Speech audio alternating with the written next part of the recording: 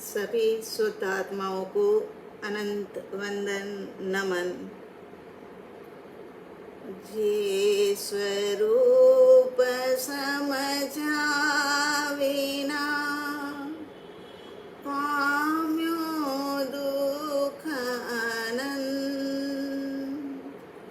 समझाव्यो ते पद नमो श्री सद्गुरु भगवन।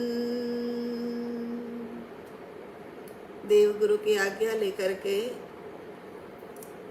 परम कृपालु देव श्रीमद राजचंद्र जी द्वारा रचित आत्म सिद्धि शास्त्र के ऊपर हमारा स्वाध्याय चल रहा है।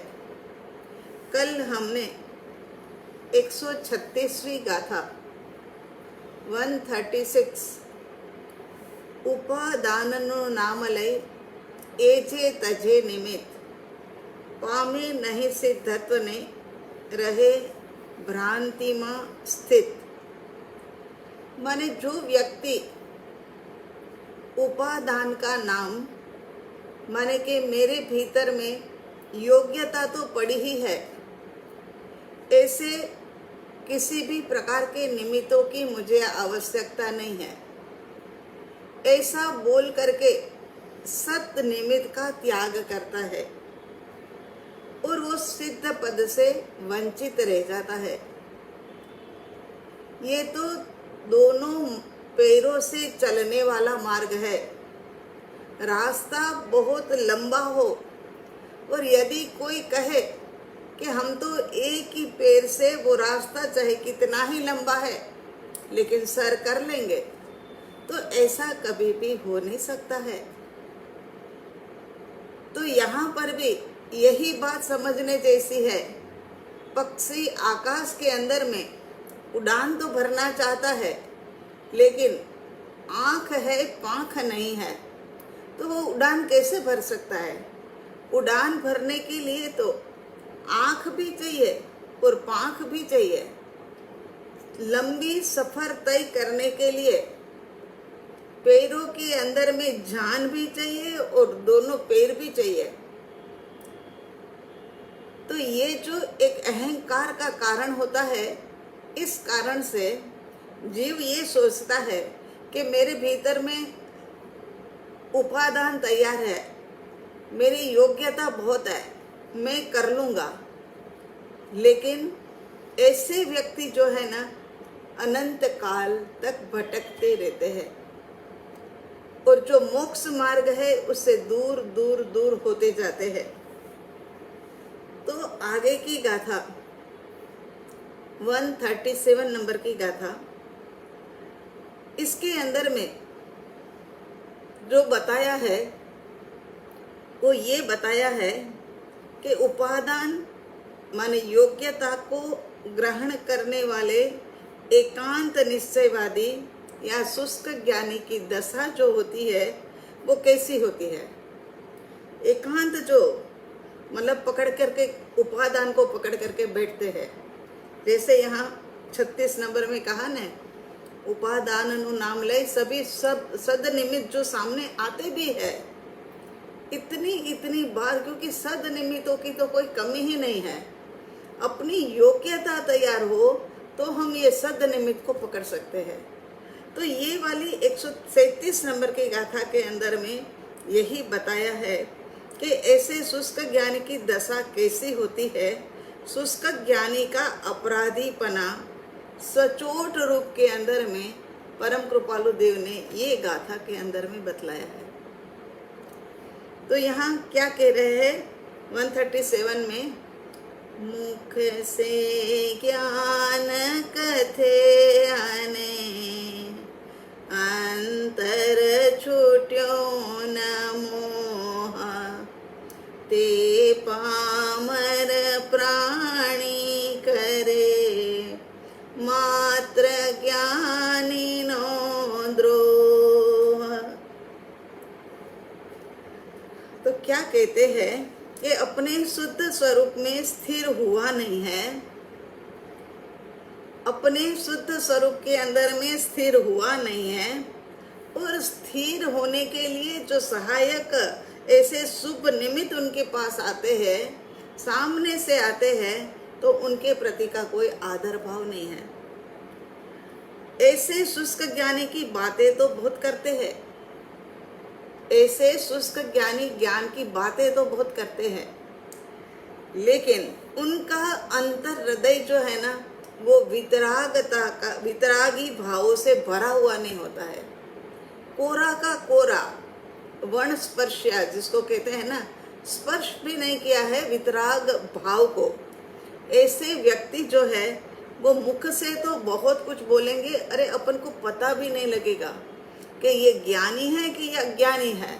सच में ये भेद को समझना बहुत मुश्किल है। यदि ऐसे सद्गुरु, ऐसे परम कृपालु देव जैसे नहीं मिलते तो हमें समझ में ही नहीं आता कि ये ज्ञानी बोल रहा है या अज्ञानी बोल रहा है। और आपको पता है ना कि जहाँ पर मतलब एक एक एक प्रयोजन बड़े बड़े हो जाते हैं ना, वहाँ भीड़ भी जमा हो जाती है। तो यहाँ क्या कहते हैं कि उनका हृदय जो है वो वितराग भाव का स्पर्श भी नहीं करा हुआ होता है। शास्त्राभ्यास के कारण से वो क्या है, बोलना तो सीख गए, उनको बोलना तो आ गया कि भाई बड़ी बड़ी बातें कि मैं आत्मा हूँ, मैं शुद्ध हूँ, मेरे भीतर में कहीं मलिनता नहीं गई है, मैं है ना परमात्मा स्वरूप हूँ, ये सब बातें तो बोल लेते हैं। लेकिन उनका हृदय आंतरिक परिणाम जो होता है ना, वो अभी बदले नहीं है। और इसी कारण से संसार में ही सुख बुद्धि उनकी रहती है, क्योंकि आंतरिक परिणमन नहीं हुआ न, वितराग भाव का स्पर्श नहीं हुआ न। इसी कारण से उनको अभी भी संसार प्यारा लगता है। उनको लगता है संसार में ही सुख है, संसार में ही प्राप्त हो जाएगा। ऐसी गलत मान्यता लेकर के ऐसे जो शुष्क ज्ञानी होते हैं वो घूमते रहते हैं, और घूमते रहते हैं। यहाँ तक तो बात फिर भी ठीक है, लेकिन औरों को भी घुमा देते हैं, औरों को भी मतलब अनंत संसार बढ़ जाए ना, अनंत संसार का कारण मतलब वो खुद स्वयं बन जाता है। तो आत्मा में चर्या नहीं और आत्मा की चर्चा करते हैं। आत्मा के अंदर में चर्या नहीं माने आत्मा के अंदर में तो कहीं कोई अनुभूति जैसा नाम नहीं, और आत्मा की बड़ी बड़ी चर्चा कर लेते हैं। तो पता कहाँ से चला, तो कहते शास्त्र अभ्यास, पूरा मार्ग शास्त्र के अंदर में लिखा है। उसका अभ्यास करने के कारण से पता चल जाता है कि भाई ये मतलब ये आत्मा के गुण हैं, आत्मा की गुण की पर्याय है और असंख्यात प्रदेश है। ये सब बातें जीव को पता लगती है, और फिर स्टेज के ऊपर आकर के क्या रुआब से बोल करके जाते हैं कि किसी को पता भी ना लगे। प्रभु सावधान, बहुत ही सावधान रहना। यहाँ पर ज्ञान की ऐसी बातें करने से आत्मा का कल्याण नहीं होता है। खाली बातें करने से कल्याण होता तो बातें कहाँ थे। बातें करने में क्या जाता है, वैसे भी बातें करने में तो अपन होशियार है ना, मगर बातों से काम नहीं बनता है। यदि प्यास लगी है और पानी पानी पानी पानी 5, 10, 15, 50 क्या 500 बार बोल लोगे ना, तो फिर वो प्यास छुपने वाली नहीं है, बल्कि अधिक लग जाएगी, लेकिन ये प्यास छुपेगी नहीं। इसी प्रकार से यहाँ आत्मा का पूरा विवरण बता दोगे तो भी मुक्ति होने वाली नहीं है। हो सकता है कि 5, 10, 15, 50 भाव 500 भाव बढ़ जाए, लेकिन कुछ घटने की बात नहीं है। शुष्क ज्ञानी परमार्थ वाक्यों को ज्ञानी जैसे कहा है वैसे ही मुख से तो बोलते हैं। मुख से ज्ञान कथे अने अंतर छूट्यो न मोह। शुष्क ज्ञानी परमार्थ वाक्यों को ज्ञानी ने जैसे कहा है ना वैसे ही बोलते हैं, लेकिन उनमें मोह की प्रबलता जैसी की तैसी ही है। जैसे पहले थी अज्ञान दशा में और अभी भी अज्ञान दशा ही है। इसीलिए मोहनीय कर्म की प्रबलता इतनी ज्यादा है कि हर जगह से मैं मेरा, व्यक्ति मेरी, वस्तु मेरी, पदार्थ मेरा, सब कुछ मेरा, ये बात उनके भीतर में से जाती नहीं है। पामर जीव आत्म कल्याण करने के बदले में, जो होते हैं ना पामर जीव, वो आत्म कल्याण करने के बदले में ज्ञानी की असाधना कर बैठते हैं। ये ऐसे शुष्क ज्ञानी की बात है, उनको पामर कहा कि ऐसे व्यक्ति जो होते हैं ना, वो ज्ञानियों की असाधना कर देते हैं। मान पूजा आदि की कामना के कारण से ज्ञानी कहलाने की इच्छा को रोक नहीं सकता है। उनको लगता है कि नहीं नहीं, मैं मतलब इतने लोगों से सम्मानित हो रहा हूँ, इतने लोगों के लिए मैं पूजनीय हो गया हूँ। अब ये बात को है ना रोकना बहुत मुश्किल है, सच में है। ये एक बार ये इस प्रकार का भाव आ जाता है ना, उसको रोका नहीं जाता है। फिर तो लगता है कि दिन प्रतिदिन ये जो भूख है ना, ये बढ़ती ही जाती है, मान सत्कार पूजा आदि की।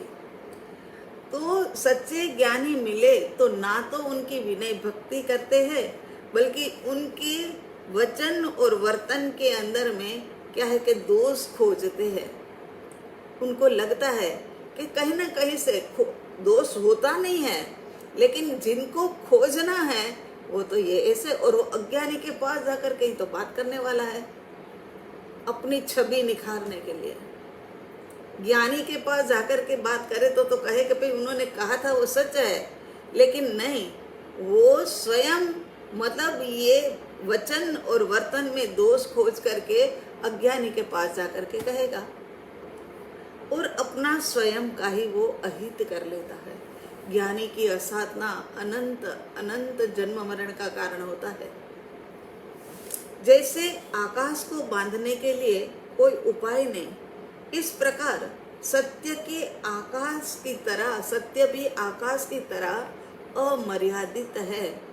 उनका ना ओर है ना छोर है, कहीं उसको मापा नहीं जाता, कहीं से भी उनको बांधा नहीं जाता, और अमर्यादित अनंत आकाश है। इसी प्रकार से यहाँ पर सत्य भी अनंत और अमर्यादित है। आकाश को पोटले में बांध नहीं सकते, वैसे ही सत्य को शब्दों के अंदर में हम बांध नहीं सकते कि चलो सत्य इतना ही है, क्योंकि सत्य इतना विशाल है ना कि उसको बांधा जाता ही नहीं है, अमर्यादित और अनंत होने के कारण से। तो शुष्क ज्ञानी शास्त्र को बहुत मानते हैं, मानेंगे ना भाई, वो शास्त्र ही तो उनके मान सम्मान का कारण है। और अज्ञानी जीव है, इसीलिए उनको ये लगता है कि ये शास्त्र है, इसी में से ज्ञान पाया है, तो लोगों में मेरी वाहवाही हो रही है। तो क्या यहाँ कह रहे हैं कि शास्त्र को वो बहुत मानते हैं, उनका पूजन करते हैं, उनको सिर के ऊपर चढ़ाते हैं, उनको उठा करके नाचते हैं, गाते हैं, नमन वंदन करते हैं, क्योंकि शास्त्र का आलम्बन लेने में उनको सुविधा है। भी तो सारा कोरा पड़ा है, कहीं वितराग भाव ने स्पर्श भी नहीं किया है, इतना सा भी स्पर्श नहीं किया है, और कोरा का कोरा है, इसलिए उनको शास्त्रों में से सुविधा मिल जाती है बातें बताने की। और बोलने की कला तो है ही है, बोलने की कला होने के कारण से शास्त्र गलत की गलती बोलकर बताने वाले नहीं हैं। शास्त्र को मानना क्यों है? जड़ को मान लेना सबसे अच्छा है अज्ञानी के लिए, हाँ, हमारे लिए नहीं। हमें तो चेतन को प्रकट करना है, और चेतना प्रकट करना कराने वाले हमें सद्गुरु भगवान चाहिए। तो यहाँ कहते हैं कि क्या है कि शास्त्र कोई गलत होगा ना तो उनकी गलती नहीं बताएगा कि अरे भाई तू तो शुष्क होकर के यहाँ बैठा है, मेरे शब्द ले करके बोलने के लिए जाएगा, तो ये तेरी गलती है, ऐसा नहीं करना चाहिए। और इसीलिए शुष्क ज्ञानी है ना, प्रत्यक्ष सद्गुरु नहीं रखते। वो ये समझते हैं कि प्रत्यक्ष सद्गुरु रखेंगे तो ना जाने 10 प्रकार की गलतियां मेरे में से वो निकालेंगे, और फिर फिर मेरा जो ये प्रचार हो रहा है ना, मिथ्यात्व मार्ग का जो प्रचार हो रहा है ना, सत्य के नाम से मिथ्यात्व का प्रचार हो रहा है वो तो ठीक, लेकिन नाम किनका है? तो कहते हैं कि नाम जो है ना वो सत्य का है, कि मैं सबको सत्य दे रहा हूँ, सत्य पिरोस रहा हूँ। और जीवंत संत के पास जाने में अपना बड़पन छोड़ना पड़ता है। शास्त्र के पास तो जाओ, ये कुछ नहीं कहेगी आत्मसिद्धि। आत्मसिद्धि की किताब हमें, चाहे मैं इसका कैसे भी अर्थ निकाल लूं, गच्छ मत नीजे कल्पना, हाँ ये तो होनी ही चाहिए, ये भी कह दूं, मगर नहीं, ये तो क्या है कि शास्त्र बताने वाला नहीं है। लेकिन सदगुरु भगवंत जो होते हैं ना, वो वितराग भावों से लबालब भरे हुए होते हैं। उनके भीतर में इतनी करुणा दया सब कुछ होता है। और ये जीवंत संत जो है ना, उनके पास जाने में शुष्क ज्ञानी माने अज्ञानी जो होता है, अपनी मान प्रतिष्ठा के लिए जो सब कुछ कर रहा है, वो क्या है कि जाने के बड़प्पन मतलब उनको छोड़ना पड़ता है वहां जाने के लिए, और वो चाहता नहीं है, और वो उनसे छूटता भी नहीं है। जीवंत संत तो है ना, वो एक दगदगती आग है, आग सोला है, आग है। उनके पास जाने का अर्थ है कि अहंकार जला, अहंकार जल जाता है। जिनको अपने अहंकार को जलाना है वह ज्ञानी गुरु के पास पहुंचता ही है। उनको तो पहले तो उनके अहंकार का स्वरूप ही नहीं पता है, फिर जब पता लगता है कि ये अहंकार का स्वरूप है, नहीं मुझे अब ये अहंकार को निकालना है, ये ममकार को मुझे निकालना है, मुझे अब शुद्ध होना है, मुझे अब सिद्ध होना है, मुझे अब अपने स्वयं के परमात्मा स्वरूप को निखारना है। वो समय पर वो सदगुरु के पास जाएगा। सदगुरु दगदगती आग माने जलता हुआ सोला है, मगर फिर भी उनके पास जाकर के अपने अहंकार को गलाएगा। लेकिन जिनको भस्म होना है, जो अपना अहंकार छोड़ने को तैयार ही नहीं, वो स्वयं को ज्ञानी ज्ञानी ज्ञानी कहलवाता है, वो सदगुरु के पास क्यों जाएगा, है ना। तो अहंकार जलाना है वो तो सदगुरु के पास पहुंचे। लेकिन जिनको ऐसा लगता है कि मुझे सब कुछ पता है, मुझे सब कुछ पता है, ये जब बात भीतर में आ जाती है ना, तब समझ लेना कि सत्य से हम बहुत दूर चले गए। एक बार सम्यक दर्शन की प्राप्ति नहीं है, और यदि जीव सोच लेता है कि मुझे तो सम्यक दर्शन हो गया है, उसके बाद उनकी प्रगति रुक जाती है। फिर वो जल्दी से है ना ये सम्यक दर्शन को प्राप्त नहीं कर सकेगा, क्योंकि अब पुरुषार्थ ही नहीं होगा। अब तो उनको ये लग गया कि मेरे पास तो ये चीज है, अब मुझे क्या चिंता। तो यहाँ पर कहते हैं परम कृपालु देव उपदेश छाया 12 नंबर के अंदर में कहते हैं, छोटी सी लाइन है मगर बड़ी प्यारी है। ज्ञान तो वह है कि जिससे बाह्य वृत्ति रुकती है, बाहर का जो है ना वो सब सीमित हो जाता है। उनके भीतर के अंदर में कहीं पर भी ये नहीं रहता है कि बहुत बड़ा नज़ारा मैं फैलाऊं ताकि लोगों के अंदर में मेरी वाहवाही हो जाए, ऐसा नहीं होता है। उनकी बाह्य प्रवृत्ति ही संक्षिप्त हो जाती है, और संसार की प्रीति सच में ही कम हो जाती है। सच्चे मतलब सच में ही कम हो जाती है। सच्चा जो है ना, सच्चे को सच्चा जाने, सच्चे को सच्चा जाने, जिसमें आत्मगुण प्रकट होता है, वही ज्ञान है। जो व्यक्ति सत्य है उसको सत्य जाने, असत्य है उसको असत्य जाने, वो ही सच्चा ज्ञान है। माने बाह्य वृत्ति रोक करके, संसार की प्रीति को संयमित करके, जो सत्य है उसको सत्य जाने, जो सत्य नहीं है उसको असत्य जाने, वो ही सच्चा ज्ञानी है। पाठ के ऊपर बैठ कर के बड़े बड़े प्रवचन करने वाले जगत में बहुत है। अरे अपने स्वरूप की भी अंत प्रतीति नहीं है, और मोक्ष तक की निष्फल बातें करने वालों की जगत के अंदर में कोई कमी नहीं है। मोक्ष ऐसा है, मोक्ष ऐसा है, मोक्ष में ये है, मोक्ष में वो है। इसीलिए सावधान रहना। परम कृपालु देव हमें सावधान कर रहे, जगह जगह पर चेतावनी दे रहे हैं कि संभल करके आगे बढ़ना।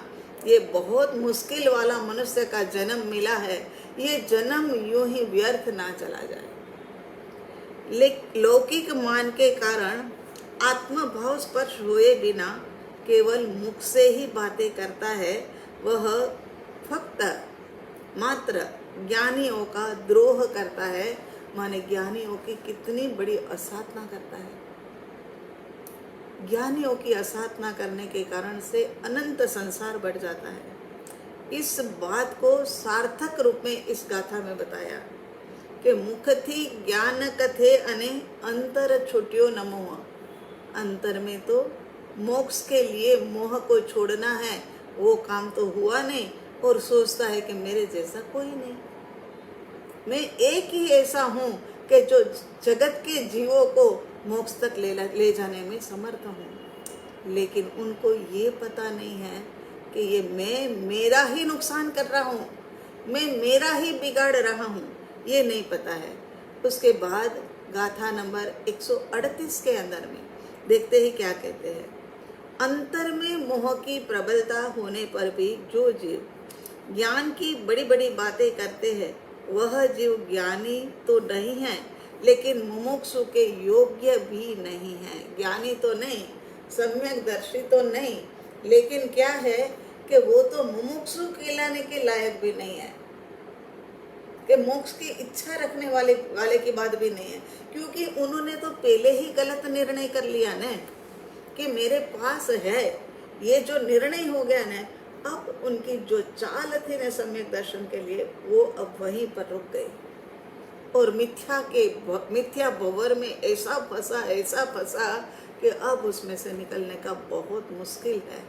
अब तो न जाने कभी भी ऐसा योग्य अवसर आए और उनका उपादान तैयार हो जाए, निमित्त का वो स्वीकार करे, तब जा करके काम होगा। कहीं हम ऐसी गलती तो नहीं कर रहे हैं, ध्यान रख लेना, समझ लेना। तो यहाँ आगे 138 नंबर की गाथा में मुमुक्षु के गुण कौन कौन से होते हैं। जब मुमुक्षु हो जाता है ना जीव, जिनको मोक्ष की प्यास लग जाती है ना, वो जीवों के अंदर में कौन कौन से गुण प्रकट होते हैं।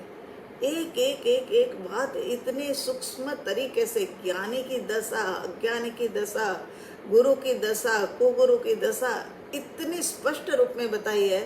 तो मुमुक्षु के गुण कौन से है, वो बारे में 138 नंबर की गाथा बोलते हैं। दया, शांति, समता, क्षमा, सत्य, त्याग, वैराग्य, ओयम मुमुक्षु कटविसे, एह सदाय सुजाग्य। तो इस गाथा में कहते हैं कि जो जीव के भीतर मोक्ष के अलावा दूसरी किसी भी प्रकार की अभिलाषा ना हो, वह जीव मुमुक्षु है। बस जीवन है, जी रहे हैं, लेकिन प्राप्त करने वाला तो एक ही है और वो है मोक्ष। बस ऐसे भीतर के अंदर में प्यास है, मोक्ष के लिए ही प्रयत्न करने के अंदर में वो संलग्न हो गया है। ऐसे जीव के अंदर में मुमुक्षुता प्रकट होती है। सत की प्राप्ति के लिए सत्समागम, चिंतन, निधिध्यासन आदि के कारण सद्गुणों का ग्रहण होना, जैसे कि उनमें दया, शांति, समता, क्षमा, सत्य, त्याग, वैराग्य, ये सारे के सारे गुण जो है ना, वो उमड़ करके आए गए। धर्म ये कोई बाहर में परिवर्तन नहीं लाता, धर्म ये बाहर का परिवर्तन नहीं है, आंतरिक परिवर्तन है। ये तो भीतर से सारी वृत्तियां बदल जाती है। आज दिन तक वृत्तियां जो बाहर के अंदर में फैली थी, आज दिन तक जो प्रवृत्तियां थी, वो सारी की सारी बाह्य में फैली हुई थी, क्योंकि वृत्ति जहाँ होगी न, वहीं पर प्रवृत्ति होगी। ये बात नक्की रखना। जैसी हमारी वृत्ति, जहाँ की वृत्ति, अब ये वृत्ति अंतर्मुखी होवे तो आंतरिक परिणमन होता है। धर्म ये कोई बाहरी परिवर्तन का कारण नहीं है कि चलो बाहर के अंदर में परिवर्तन कर देते हैं। ये तो आंतरिक परिणमन। धर्म माने आमूल चूल परिवर्तन। अरे एक व्यक्ति 2 साल पहले मिली हो और वही व्यक्ति 2 साल के बाद मिले, उनके अंदर में इतना इतना परिणमन होता है, इतना आमूल चूल परिवर्तन। उनका बोलना, उनका चलना, उनका खाना, उनका पीना, सब कुछ बदल जाता है। सब कुछ आमूल चूल माने 1 से लेकर के 100 तक उनके अंदर में परिवर्तन आ जाता है। धर्म माने स्वयं का विकास। विकास यही धर्म है। स्वयं का माने आत्मा का। आत्मा माने असंख्यात प्रदेश की जानकारी और अनंत गुणों के लिए जानकारी और अनंत गुणों की अनंत पर्यायों की जानकारी। आत्मा में स्थापित होने के लिए चित्त की शुद्धि बहुत ज्यादा आवश्यक है और चित्त शुद्धि अंतर के सत्य से ही संभव है। ये तो है, भीतर में कुछ और है, बाहर में कुछ और है, तो फिर हमारा काम बनने वाला नहीं है। करनी कथनी एक समान, तब जाकर के काम बनता है। यहाँ तो क्या है, ये जो मतलब ये मुख्य थी ज्ञान कथे अने, ऐसे लोगों का क्या है कि बोलना कुछ है, करना कुछ है और उनका जीवन तो कहीं तीसरी दिशा में चला होता है। ऐसी रहस्य के अंदर में पल रहे होते हैं कि उनको लगता है कि हम तो यहाँ के शहंशाह है, हम तो यहाँ के देवों के देव है, ऐसा लगने लग जाता है। तो चित्त शुद्धि अंतर के सत्य से ही संभव है। मुमुक्षु के चित्त आकाश में सप्तर्षि तारामंडल की तरह, सप्तर्षि तारामंडल की तरह सदा चमकने वाले दया, शांति, समता, क्षमा, सत्य, त्याग, वैराग्य यही है। और ये सच में ही मुमुक्षु के भीतर में प्रकट होते हैं। थोड़े से एक दो लाइन में ये सबको देख लेते हैं कि दया माने क्या। तो कहते सभी जीव मात्र दुख से छूटे। मैं तो छूटू ही छूटू, मैं तो ये दुख से परे हो जाऊं। कौन सा दुख? जन्म और मरण का, आदि और व्याधि का, ये सब दुख है ना, उससे मैं तो छूटू। मगर मैं ही केवल नहीं, मैं भी छूटू और पर जो है सभी जीव मात्र है मेरे से पर, वो सभी भी मतलब दुख से छूटे। ऐसी दया। हे जीव, बहुत हुआ। अनेक प्रकार की दया और वेदना सही है। वो ये जन्म मरण कैसे टले, दुख की निवृत्ति कैसे हो, परिभ्रमण का भय वही तो स्वदया है कि नहीं अब परिभ्रमण नहीं चाहिए भाई। अब कोई कह देवे ने कि अभी तो 3 नहीं 5 एक बहू हो सकते हैं, तो भी भीतर से ऐसा लगे कि नहीं नहीं नहीं, अब 5 बहू जितनी तो ताकत है ही नहीं भीतर में। तो ये ऐसी स्वदया कि मेरी आत्मा और अभी भी 5 बहू तक मैं उनको भटकाऊं, ऐसा।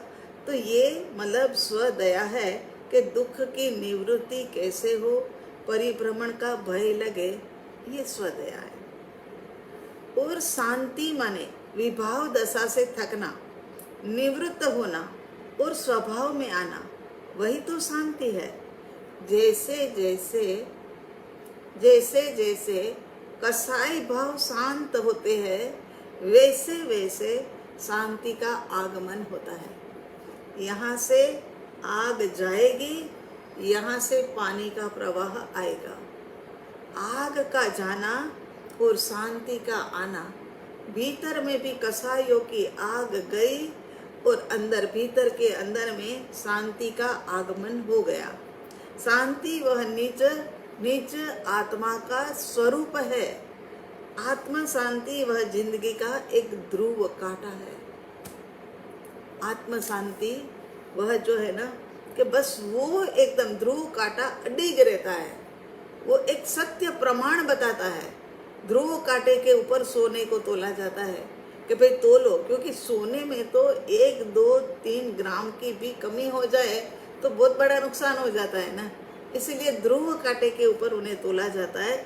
इसी प्रकार से ये हमारी जिंदगी को भी ध्रुव कांटे के ऊपर तोलो कि आज के दिन में कहीं 1-8 घंटे का प्रमाद तो नहीं हो गया, आज के दिन में कहीं 15-20 मिनट किसी से एन तेन बातें तो नहीं कर ली, आज के दिन कहीं खाने पीने की रुचि के अंदर में ज़्यादा समय तो नहीं बिता दिया। अपने आप को चेक करते रहो, यही परम समाधि का स्थान है।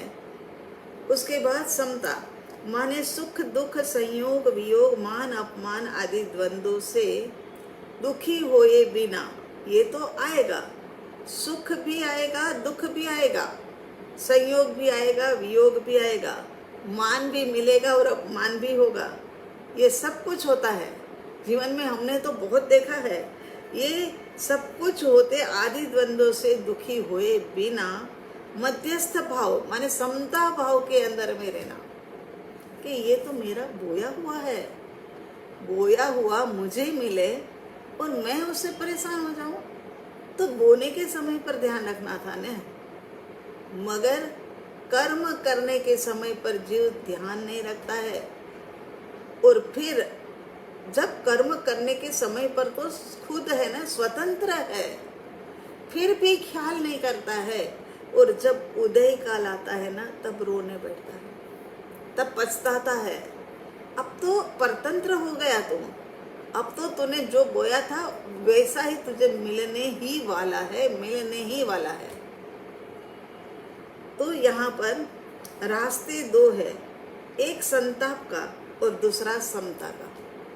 हमें जिस रास्ते जाना है उसमें जीव स्वतंत्र है। समता के मार्ग के ऊपर जाना है कि संताप के मार्ग के ऊपर। संताप का मार्ग माने जो परिस्थिति आई उससे दुखी दुखी दुखी दुखी रो रो रो रो रो रो करके कि मेरे साथ ऐसा हो गया, ये एक मार्ग है। दूसरा मार्ग ये है कि जो होनहार था वो हुआ, समय के साथ साथ में जैसे जैसे होना था ऐसे ही हुआ है। कुछ अनहोनी तो होती ही नहीं है, होने योग्य ही होता है। ये परम कृपालु देव का वाक्य है, होने वाला है वो फिरने वाला नहीं है, और नहीं होने वाला है वो कभी होकर के रहने वाला नहीं है। तो हमें जिस रास्ते से जाना है जीव पूरी तरह से स्वतंत्र है। पूर्व कर्म का अनुकरण से जो सुख दुख प्राप्त हो वह समान भाव से वेदन करना, उसका नाम जो है ना समता है। 19-20 का पलड़ा तो फिर भी चलता है, लेकिन दुख में त्राहिमाम मचा देवे ये नहीं। अगर मुमुक्षु है, अगर मोक्ष मार्ग के ऊपर चलने की इच्छा है, अगर मोक्ष में जाने की भावना है, तो फिर समता तो रखनी पड़ेगी। उसके बाद क्षमा माने क्रोध का निमित्त आने पर भी उत्तेजित नहीं होना, कोई प्रतिक्रिया नहीं करना, वह है क्षमा। क्या होता है? क्रोध का निमित्त आने पर भी उत्तेजित नहीं होना। सामने बैठे बैठे कह देते हैं कि ये यहाँ तुमने ये कार्य किया था ना, वो गलत किया था तुमने, जबकि हमने सच्चा ही किया होता है, लेकिन फिर भी ऐसा कहने वाले होते हैं, उनके प्रति भी कोई प्रतिक्रिया नहीं। क्रोध का कारण हो तब भी शांति रखना। क्षमा आत्मा का गुण है। मुमुक्षु जानता है सुख तो शांति, समता और क्षमा में है। सुख प्राप्त करने के लिए निकला है, बाहर में ढूंढ रहा है, मगर जहाँ है वहां से प्राप्त नहीं करता है। लेने के लिए तो तू चीनी लेने के लिए निकला है, और अन्य दुकान के ऊपर जा करके कि जहाँ चीनी का दाना नहीं है वहां जा करके तो चीनी 1 किलो तोल दो, मिलेगी क्या? नहीं मिल सकती प्रभु। तो यहाँ क्रोधादि के अंदर में चलना नहीं है मुमुक्षु को। और क्षमा वही तो मोक्ष का द्वार है ना। ये परम कृपालु देव का फेवरेट वाक्य, क्षमा वही मोक्ष का द्वार। इसके बाद आता है सत्य। सत्य माने जो सच्चा है वही सत्य है।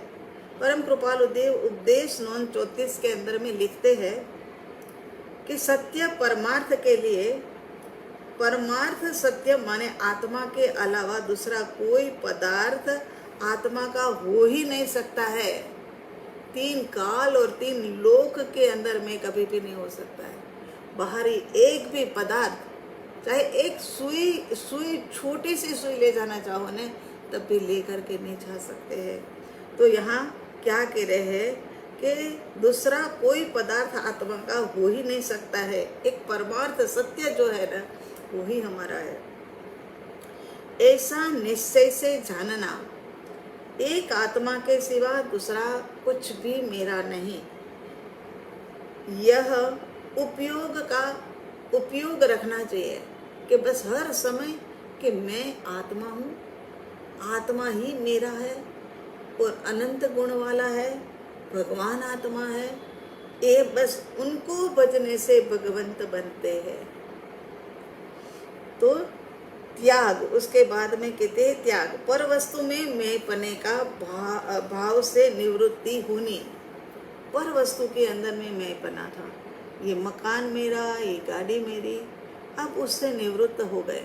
श्रावक के 12 व्रत ग्रहण कर लिए और श्रावक के 12 व्रत के अंदर में इतना कुछ समाया है कि जैसे एक बहुत बड़ा पापों का समुद्र हो, वो पापों के समुद्र को कम करते करते करते करते करते करते करते करते करते इतने के अंदर में समा देना। इतना लाभ है ये 12 व्रत का। ठीक है, हमारा ऐसा पुण्य कर्म का उदय नहीं आया कि हम साधुपने के अंदर में साधुपना अंगीकार करें, लेकिन हमारे पास ये तो स्वतंत्रता है ना कि हम श्रावक के 12 व्रत लेकर के चुस्तता पूर्वक पालन करें। समुद्र को सुखा देना और संक्षिप्त के अंदर लोटा भर जल के अंदर में आ जाना, ये श्रावक के 12 व्रत है। ऐसा त्याग है ना। त्याग माने आत्मा के अलावा किसी भी वस्तु में वह नहीं जाना। संसार में व्यक्ति, वस्तु, पदार्थ सब मेरे से पर है, ऐसा भाव रखना। त्याग हो नहीं सकता, ऐसा है ना। व्यक्ति, वस्तु, परिस्थिति, पदार्थ, ये सब चीजों का यूं त्याग हो नहीं सकता है कि चलो सबका त्याग कर दो। ये गृहस्थपना छोड़ करके साधुपने में जाएंगे ना, तब भी हमें कहीं ना कहीं कोई ना कोई व्यक्ति का आधार लेना पड़ेगा, वस्तु का आधार लेना पड़ेगा, शरीर को टिकाने के लिए पदार्थ का आधार लेना पड़ेगा, ये सब कुछ करना पड़ेगा। लेकिन उन सभी के अंदर में मोह भाव ना हो, आसक्ति ना हो, अपनापन ना हो। मोह का त्याग करना है, एक बाह्य त्याग और दूसरा अभ्यंतर त्याग। चाहिए तो सब कुछ जीवन जीने के लिए, लेकिन उनके अंदर में आसक्त होकर के नहीं कि अगर वो छूट जाए तो हम है ना सिर पकड़ के रोने बैठ जाए, ऐसा नहीं। जो है जैसा है वैसा स्वीकार करना। आभ्यंतर त्याग मोक्ष प्राप्ति का कारण है। आभ्यंतर त्याग में क्या होगा? अरे ये तो समझे गाड़ी, घोड़ा, बंगला, ये तो सब समझ लिया, लेकिन आभ्यंतर त्याग, अंदर से क्या मैं त्याग करूं? तो कहते कसायों का त्याग करो। कसाय माने क्रोध, मान, माया, लोभ। 5 इंद्रिय के विषय, ये 5 इंद्रियों के विषय हमें सरस चाहिए, हमें अच्छा चाहिए, सुनने के लिए भी अच्छी अच्छी बातें चाहिए, देखने के लिए भी अच्छे अच्छे रूप चाहिए। ये सब बातें जो है ना 5 इंद्रिय के विषय, उसकी आसक्ति कम हो जाए, क्रोध आदि कसाय कम हो जाए। ये सब आभ्यंतर परिग्रह हमने इकट्ठा करके रखा है। 25 प्रकार के कसाय है और ये 23 प्रकार के 5 इंद्रिय के विषय है। ये जो सब है ना, उनका त्याग वह मुक्ति का कारण है। कलयुग में मनुष्य का आयुष्य अल्प है, इसीलिए त्वरित गति से निराबाद आत्मस्थिरता की सिद्धि होने हेतु आत्म लक्ष्य और सद्गुरु की आज्ञा से सत्पुरुषार्थ करना जरूरी है। एक तो आयु ही अल्प है और अल्प आयु के अंदर में भी बड़ा हिस्सा तो चला ही गया।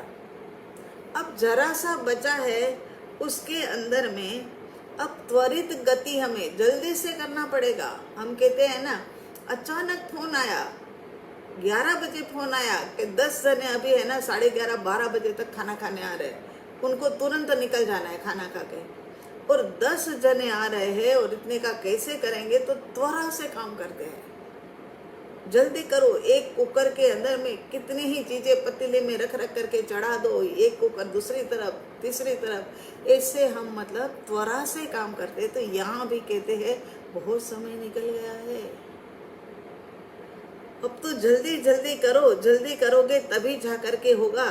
तो यहाँ क्या कह रहे हैं कि निराबाद, त्वरित गति से निराबाद आत्मस्थिरता की सिद्धि हेतु सद्गुरु की आज्ञा के अनुसार सत्य पुरुषार्थ करना योग्य है। मुमुक्षु के अंतर में त्याग गुण सदैव जागृत होता है। मुमुक्षु के भीतर में त्याग गुण रहता ही रहता है। उसके बाद अंतिम वाला वैराग्य, गृह कुटुंब आदि में अनासक्त होना, ये वैराग्य है, कहीं पर भी आसक्ति नहीं। तो संसारी प्रसंगों में राग की मात्रा जितनी जितनी जितनी कम, उतना वैराग्य ज्यादा। इस प्रकार दया, शांति, समता, क्षमा, सत्य, त्याग, वैराग्य, यह सब गुण मुमुक्षु के घट के अंदर में सदा सुजाग्य माने जागृत ही होते हैं। इन गुणों के बिना मुमुक्षुपना भी नहीं होता। इसके बाद गाथा नंबर 139। इस 7 प्रकार के बोल के द्वारा मुमुक्षु के उत्तम लक्षण, दया, शांति, समता, क्षमा इत्यादि के उत्तम लक्षण बताकर साधन दशा कैसी होती है उसका दर्शन कराया।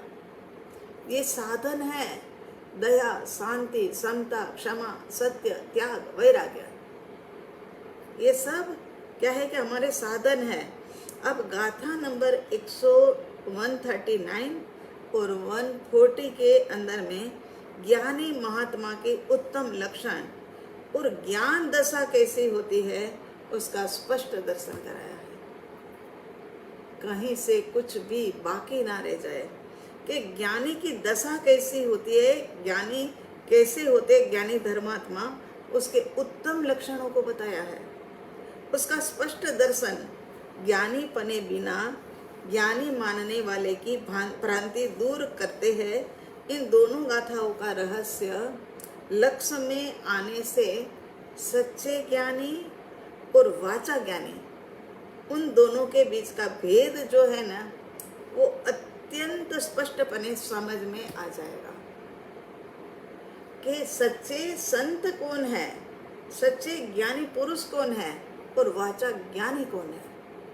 वाचा ज्ञानी माने, वाचा माने वाणी, खाली वाणी से बोलना। जैसे कल कहा था ना कि भांग तो पिला दी, मगर भांग गले के नीचे ही नहीं उतरने दी और यूं ही दूर जाकर के उसका कुगला कर दिया, तो उसका नशा नहीं चढ़ता है। इसी प्रकार से यहाँ पर कहते हैं कि ज्ञानियों ने सोचा भी कि शुष्क ज्ञानी को वो पिलाया जाए, लेकिन वो भी कार्य हो नहीं सका और उनके भीतर में आंतरिक गुणों का विकास हुआ ही नहीं वाचा ज्ञानी के पास। तो यहाँ प्रस्तुत गाथा के अंदर में 139, मोह भाव क्षय होय जा अथवा होय प्रशांत, ते कहिए ज्ञानी दशा, बाकी कहिए भ्रांत।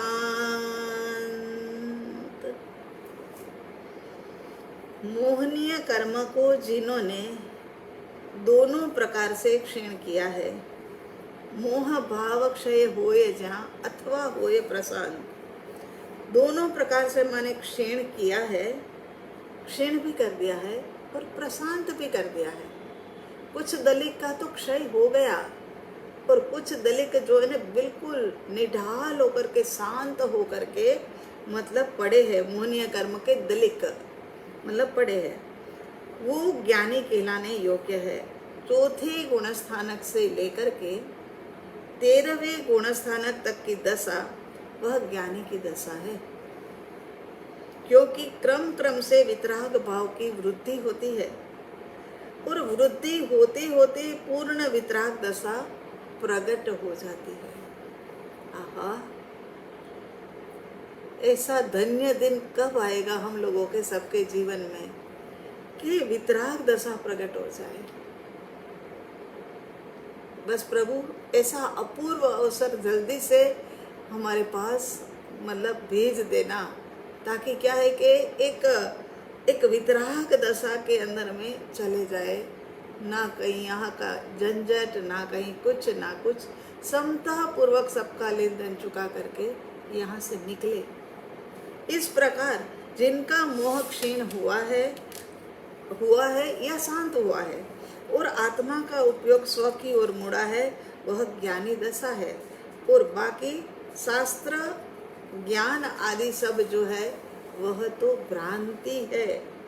मोह भाव क्षय होय जा अथवा होय प्रशांत। बाकी मोह का त्याग करे बिना अपने को ज्ञानी मानता है, वो रहे भ्रांति में स्थित, वो भ्रांति के अंदर में ही रहता है। ज्ञानी पुरुष एक श्वासोश्वास के अंदर में जितने कर्म की निर्जरा करता है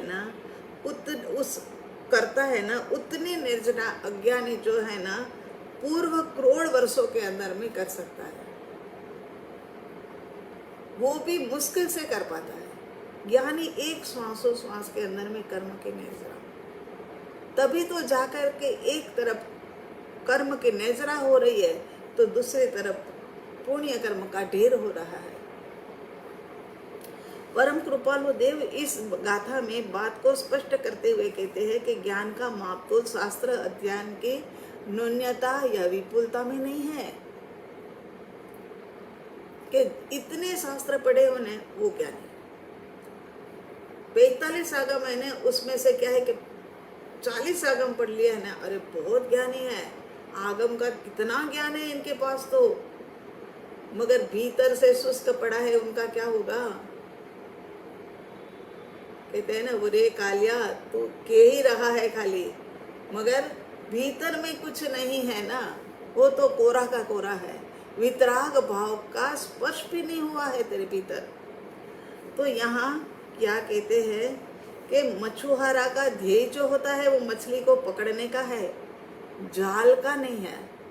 मछली पकड़ने में जाल वह तो एक साधन है, यह मछुआरा जाल को पकड़ करके रखे कि मछली को पकड़ने का पुरुषार्थ नहीं करे तो क्या होगा, तो मछली भी पकड़ में नहीं आएगी।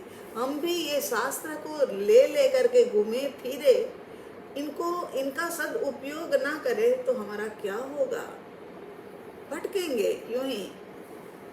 तो इस प्रकार हमें चलने लग जाना है, केवल वही अपनी मंजिल को पाता है जहाँ प्रभु का वास है, भीतर में प्रभु का वास है, इसकी जानकारी होने वही व्यक्ति जो है ना जल्दी से रास्ता पार करने लग जाता है।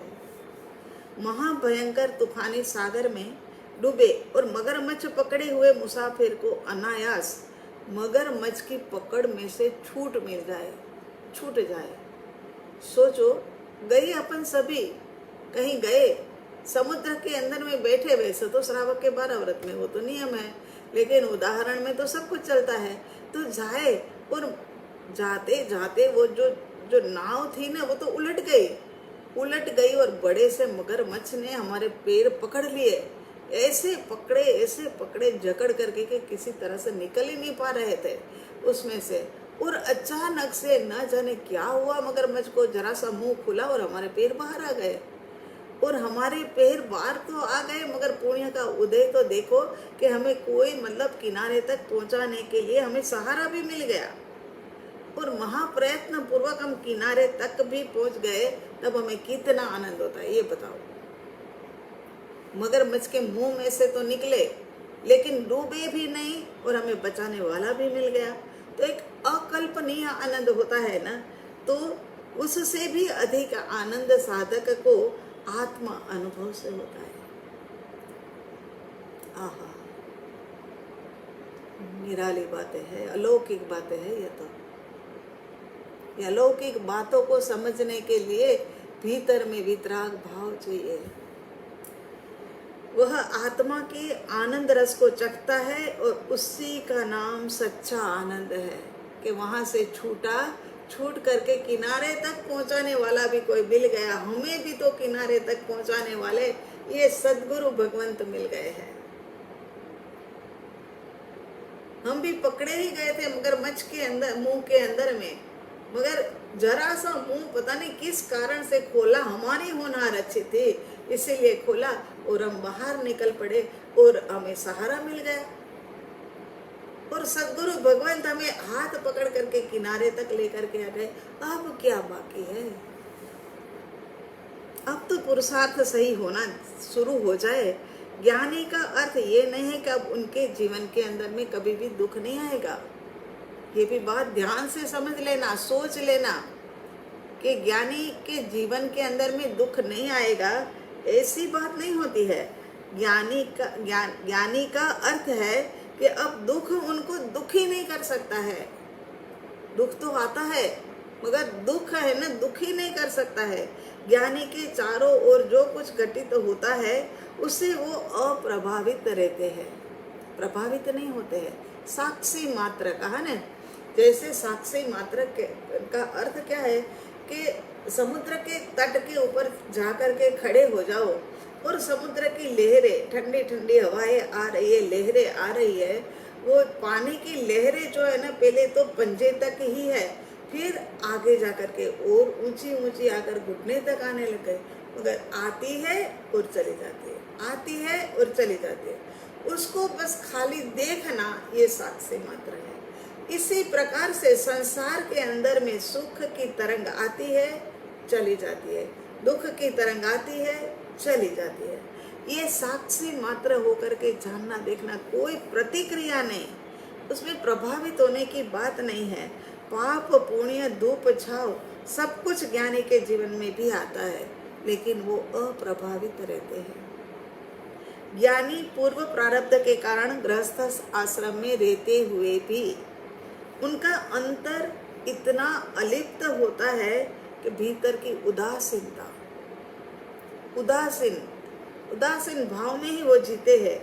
ज्ञानी को आत्मा की पकड़ होने से पर की पकड़ छूट गई है। एक ही चीज पकड़ी जाएगी ना। कोई कहेंगे कि ये है ना मोती पकड़े हुए मुट्ठी के अंदर में, मगर पास में डायमंड का एक ढेर लगा दिया, तुम इसी हाथ से ये डायमंड जितने चाहिए इतने ले लो, जितने चाहिए इतने ले लो, तो क्या हम ले सकते हैं? पहले ये खोलनी पड़ेगी, ये मिथ्यात्व की मुट्ठी को खोलना पड़ेगा और यहाँ पर सम्यक्त्व को मुट्ठी के अंदर में ग्रहण करना होगा। ये उदाहरण है, उदाहरण केवल आपको समझाने के लिए होता है। तो ये सम्यक्त्व मुट्ठी में भरने जैसी बात नहीं है, लेकिन ये बात है कि जो सत्य को पकड़ना है तो झूठ को छोड़ना पड़ेगा, असत्य को छोड़ना पड़ेगा। उसके बाद क्या कहते हैं कि मोह भाव का क्षय हुआ और मोह दशा क्षीण हुई हो, वह ज्ञानी की दशा। जिन्होंने अपने में ज्ञान हुआ है ऐसा मान लिया है, वो तो भ्रांति में जीवन जी रहे हैं। कहीं हमारा किसी का भी ऐसा ना हो जाए, भ्रांति के अंदर में जीवन ना जिए। सतपुरुष ने उनकी प्रभुता बताई है कि तू तो अनंत ज्ञान दर्शन, अनंत सुख, अनंत वीर्यवान परमात्मा स्वरूप आत्मा है। तू परम विश्राम को, परम तृप्ति को, परम शांति को प्राप्त कर। उसके बाद गाथा नंबर 140, जिनकी ज्ञान दशा वर्तती है, जो शुद्ध आत्म स्वरूप में प्रतिष्ठित हुए हैं, ऐसे ज्ञानी पुरुष को जगत कैसा लगता है, वह बात दो उपमाओं द्वारा स्वानुभव के रणकार के बुलंद स्वर के अंदर में कहा है। इतनी इतनी सचोट बैठती है ना, ये दोनों जो उपमा दी है ना, वो बड़ी ही सचोट बैठती है। वो दोनों उपमा कौन सी है? सकल जगत तेठवत अथवा स्वप्न समान, ते कहिए ज्ञानी दशा, बाकी बाचा ज्ञान। ज्ञानी की वैराग्यवंत दशा का वर्णन करते हुए परम कृपालु देव कहते हैं कि जिन्होंने सकल जगत जूठन समान या स्वप्न समान अस्थिर जाना है, जिनको अस्थिर लग रहा है, वही ज्ञानी है। जिनको संसार के सभी पदार्थ ऐठवत माने अशुचि के समान, ऐठा जूठा कभी कोई किसी का खाता नहीं है ना, तो ये अशुचि के समान हो जाता है, अथवा स्वप्न जैसा क्षण भंगुर उनको लगने लगता है। उनको जगत असार और निसार लगता है, इसीलिए वो अनासक्त रहते हैं। जीवन के घटना प्रवाह को साक्षी मात्र मान करके जीवन जीते हैं। समस्त जगत में जो सारभूत तत्व है, समस्त जगत के अंदर में सारभूत जो तत्व है, उनको ज्ञानी ने पाया है, इसीलिए वो अपने आप को धन्य समझते हैं। अभेद किल्ला रूप जीव के केंद्र में पर द्रव्य का तो प्रवेश ही नहीं है, सवाल ही नहीं। अनंत काल से भटके तो क्या हो गया, लेकिन ना मेरे भीतर में क्रोध ने प्रवेश किया, ना मान ने किया, ना इंद्रियों के विषय ने किया, किसी ने भी मेरे भीतर में तो प्रवेश किया ही नहीं है। मैं तो जैसा शुद्ध था वैसा ही शुद्ध त्रैकालिक ज्ञानानंदमयी आत्मा हूँ। कहीं से भी मेरे भीतर में मलिनता नहीं आई है। ये केंद्र ऐसा है ना, एक अभेद्य किले के समान, कि यहाँ केंद्र तक तो कभी भी कुछ भी पहुंचा नहीं है। तो यहाँ पर केंद्र में तो प्रवेश करते नहीं है कोई भी। अंतर यात्रा वह परम एकांकी पने की यात्रा है, एकांकी पने की यात्रा। इस यात्रा में अन्य किसी को भी लेकर जा नहीं सकते कि चलो मैं मेरे साथ दूसरे को भी ले लूं, ऐसा नहीं होता। ये यात्रा पालिताना गिरनार जी की नहीं है, ये शुद्ध स्वरूप की यात्रा है। संसार के उत्सव में तो और लोगों की आवश्यकता होती है, लेकिन ये तो परम उत्सव है। ये तो किनका परम उत्सव है? तो कहते स्व का परम उत्सव है। उसमें अंतर का अकारण आनंद का उज्जवना करने के लिए अन्य किसी की भी आवश्यकता नहीं है। बाहर के प्रसंगों में तो चाहिए, लेकिन यहाँ अंदर भीतर के अंदर में स्व का महोत्सव हो रहा है, परम उत्सव हो रहा है, मगर साथ में बैठा हुआ जानता भी नहीं है कि ये परम उत्सव की छोड़ उनके अंदर में जो है ना वो उठ रही है, तरंगे उठ रही है, और वो अमृत रस का पान कर रहा है। वो साथ में बैठा हुआ व्यक्ति भी जान नहीं सकता है। इसके अंदर में तो अन्य किसी की आवश्यकता ही नहीं है। जीव का अपने साथ रहने का आनंद, अस्तित्व की मस्ती के गीत, आनंद की उपलब्धि की क्षणों में भीतर में संगीत ऐसा बजता रहता है कि जीव जो है ना प्रफुल्लित होकर के नाचने लग जाता है और झूमने लग जाता है। ये आनंद, ये गीत संगीत, ये नृत्य सब कुछ सदा काल के लिए परिस्थिति पलटती है, लेकिन भीतर यह घटना जो कटी है ना वो तो अब सदा काल के लिए, अब कभी भी जाने वाले नहीं है, अब नहीं जाने वाले। इसीलिए हम आपको बार बार कहते हैं कि पुरुषार्थ कर लो, बस एक बार ये दशा में आ जाओ, जीवन बदल जाएगा। एक नृत्य का सर्जन हो जाएगा जीवन के अंदर में। अपने साथ एक रूप होने से आनंद सुबह शाम, कब कब आनंद आता है? सुबह शाम, है ना, बस न। नहीं, दिन रात स्वस्थता और अस्वस्थता के अंदर में, माने रोगी और निरोगी अवस्था के अंदर में भी, युवानी और वृद्धावस्था के अंदर में भी हर समय ये मौजूद है। हर जगह पर ये आनंद मौजूद है। जीव को स्वरूप बोध होने से उनको परम विश्राम, परम शांति, परम तृप्ति, परम स्वरूप की जागृति, स्व की खुमारी होने से वो अपने में तृप्त रहता है। तृप्त, जो हुआ होने वाला था, हुआ, होनहार, होता रहेगा, अच्छा बुरा जो भी है वो सब कुछ ही तो संसार है, और इसीलिए तो ये संसार से छूटने की बात है। उसके बाद में सकल जगत ते ऐठवत, माने सकल जगत ते ऐठवत, ये वाली बात से कल हम शुरू करेंगे। एक एक लाइन है ना, इसमें समझाने वाली है, और हो सकता है कि कल अपन ने पूरा करना है तो शायद थोड़ा सा टाइम ज़्यादा लग जाए, तो आप है ना उठने मत लग जाना, फटाफट आप मतलब सुन लेना। और ये अंतिम गाथा तो कितनी अच्छी है। देह छता जेनी दशा वर्ते देहातीत, हा हा हा हा, मजा आ गया। आपके निमित्त से मुझे मजा आ गया। यही तो निमित्त नैमित्तिक संबंध है, वरना मैं भी इतना डिटेल के अंदर में कहाँ करने वाली थी। लेकिन आपका निमित्त मिला तो मेरे भीतर में भी उत्साह आया कि हाँ सही बात है, कुछ करना है तो ऐसा करे कि जिसमें से परम का बोध मिले, परम को प्राप्त करने की शक्ति मिले, परम के लिए आनंद मिले, और परम के मार्ग के ऊपर चल पड़े।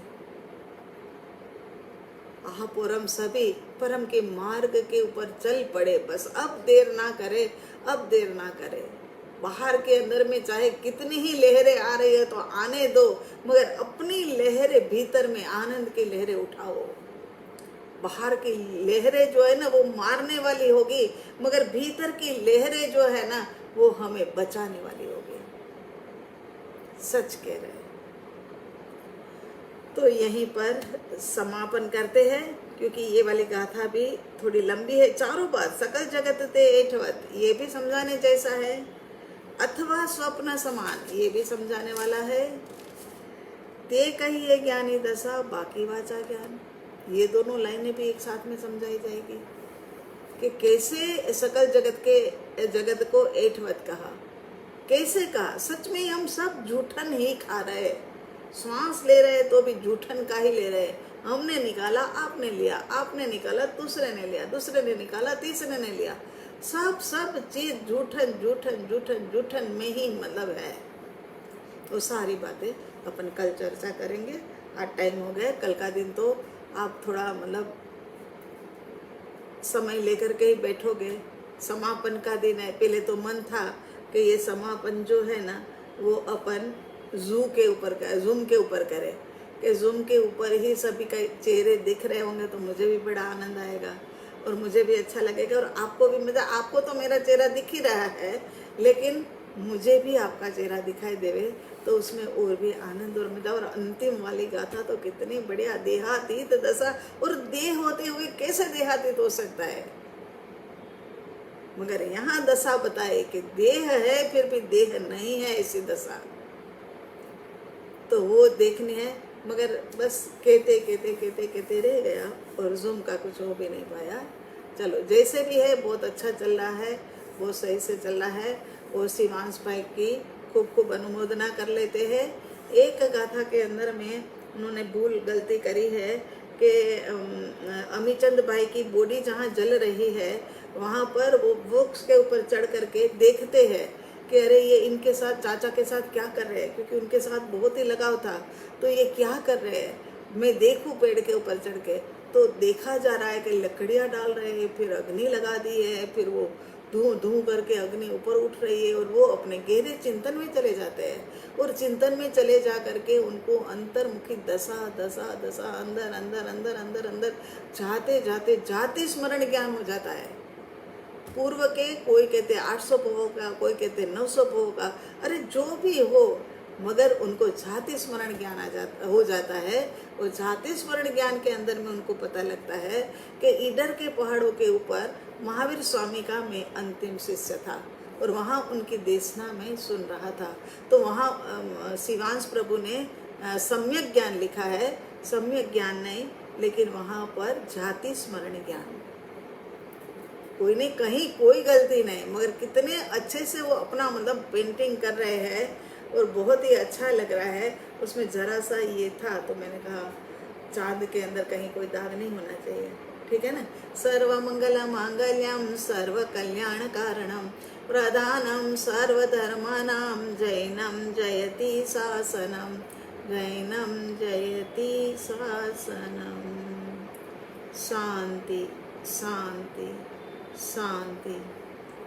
84 लाख जीवायुनि के जीव, 1,97,97,00,000 कुल कोटि के जीव, उनको इस भव में, परभव में, भवोभव में, अनंता भवों में कभी भी दुखाया हो, परितापना गिलामना पहुँचाई हो, और 18,24,120 प्रकार के पाप दोष है, उसमें से सबको मैंने ये पाप दोष लगाया है। लगाया हो तो नहीं, लगाया ही है। तो हे अरिहंत परमात्मा, आपकी साक्षी से मैं 84 लाख जीवायुनि के जीवों के प्रति क्षमा की याचना करती हूँ।